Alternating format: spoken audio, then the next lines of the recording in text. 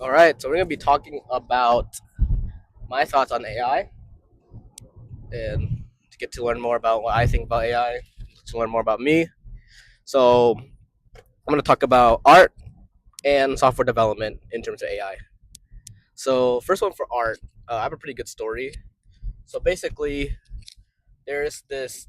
I went to this conference the other week, and there was this dude who made a keynote. There's a keynote speaker, and all his slides were AI. You could tell it's like the specific like blurry AI art that you could easily tell it's AI. And then the text was AI because it has you see all the M dashes and all the. It's not just this, it's that, and like every single slide. Like you can tell it's AI, and that got me really thinking. Like after the keynote speak, a lot of people didn't really like it, and it got really me thinking why people not like that speaker.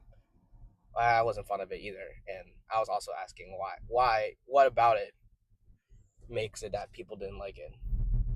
And what thought of is that I realized authenticity is the most important value in art or music or film, anything in the creatives.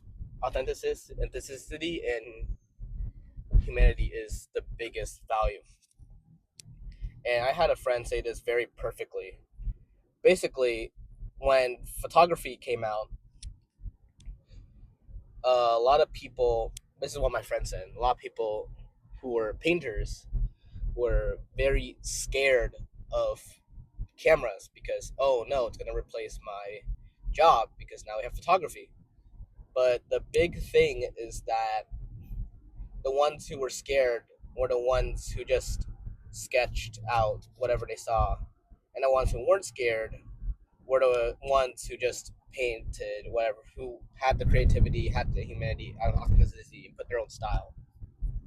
And even today, the painters that are still relevant are the painters that have this sort of human touch to it, not just someone who just watched a YouTube tutorial and sketched out a picture.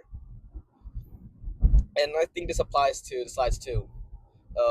Even in business, if you see a logo that's AI'd, it gives off like too corporate, too not for the people type of business, and people want human.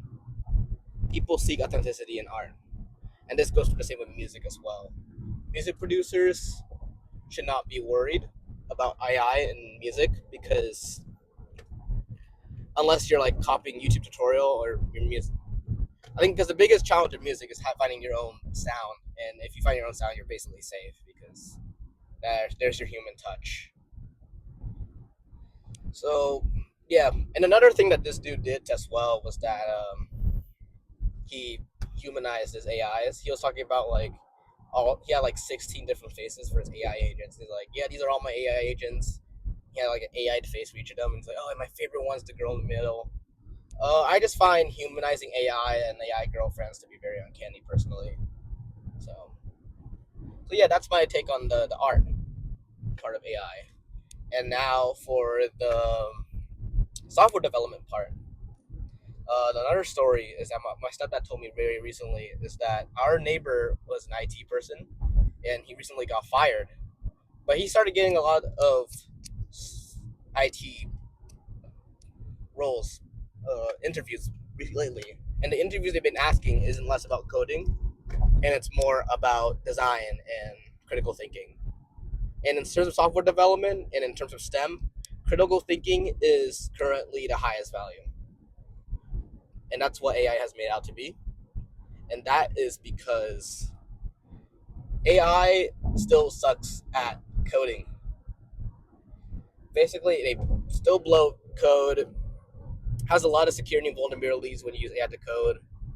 And if if a company just hires a brain dead software developer who just AI stuff, it's gonna be, suddenly it's gonna be no rate limits. You're gonna be spending a lot of money. API keys are leaked.